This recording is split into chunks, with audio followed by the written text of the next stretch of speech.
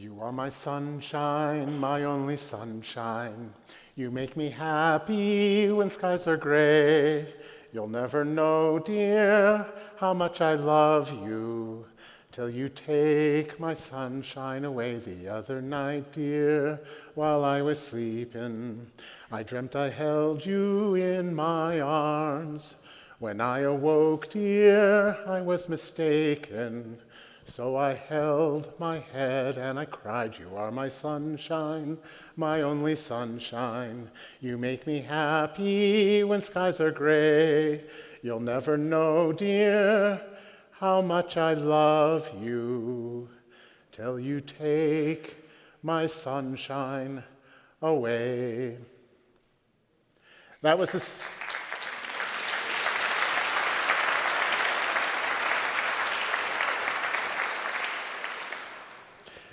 a song that my father sang to me every night before I went to sleep because I was afraid of the dark.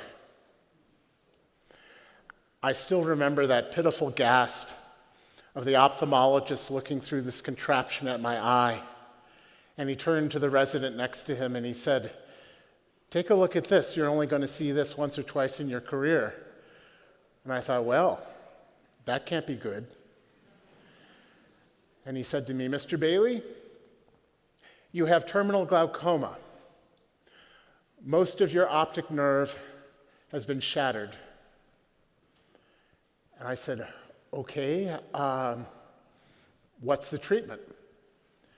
And he said, "With beta blocker drops, we can drop the ocular pressure and we can slow the progression of the disease, but the damage is permanent." I said, "Okay, so what's the surgery?" And he said, "There is no surgery. The current science is this condition is for life." And I said, "Okay, so what can I eat?" And he said, "I'm being honest with you because I don't want you chained to the tyranny of hope." And I said, "You're telling me there's no hope?" And he said, "No. What I'm saying is, you should not hold on to magical thinking and wish the science wasn't there. The science is there. The hope is in your own transformation." And I said, "What do you mean?" And he said, "You need to get the cane. You need to get the tinted glasses. You need the assistive technology so that you can cope with your situation and thrive." And I thought, that's not me. I mean, you want me to stand on the street corner with a tin cup and pencils? That's not me. And so he brought over a mirror and he held it up to my face, and through the dirty fog that was my vision, he said, "What's this?" And I looked and I saw, like a string of Christmas tree lights, bruises. A red one, a yellow one, a green one, a purple one. He said, "How did you get those?" And I said, "Well, this one I bumped into the corner of a kitchen cabinet. This one I ran into a street light. This one I fell down some stairs. This one I tried to plug in an electrical cord into an outlet and hit my head on the wall." And he said, "You need the cane." So I learned how to cope, and yet the more I learned how to cope, the more I felt exiled from the world.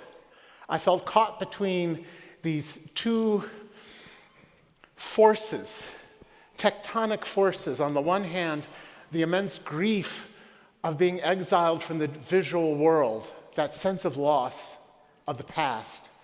And on the other side, this immeasurable anxiety of how was I going to manage in this world of darkness that I was entering into.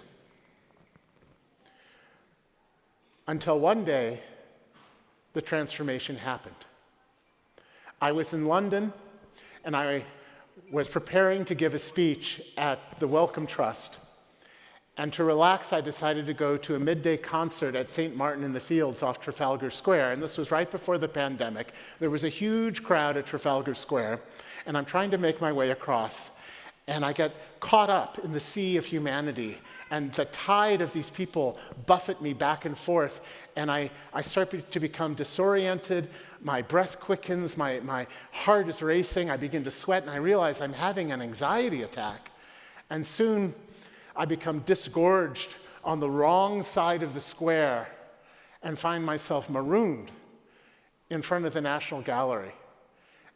And my heart sank, because I had been avoiding museums because they had given me so much pleasure. And to see these paintings now in my state, to see them corroded with my dirty vision, was too much to bear. But to escape the crowd, I went in, and I found myself in this gallery of magnificent paintings, and I was trying to make them out. They looked familiar, and I saw fog, I saw waves, I saw storm and rain and mist, and I realized that I was in the Turner section. And as I looked at the fog, I began to taste salt water. Was it from the sea spray, or was it the tears streaming down my cheek? And I realized that this long-dead artist and the artifact that he created was showing me his vision of the world, and it was identical to mine.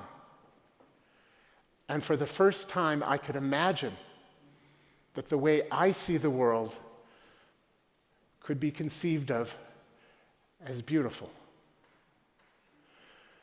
Just as you willingly close your eyes to better savor a glass of red wine, just as you willingly close your eyes to better embody a beautiful piece of music, just as you willingly close your eyes to trace the gentle slope of a lover's forearm, so too do I now accept the closing of my eyes to better share this moment with you.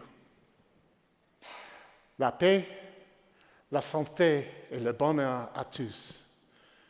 Merci.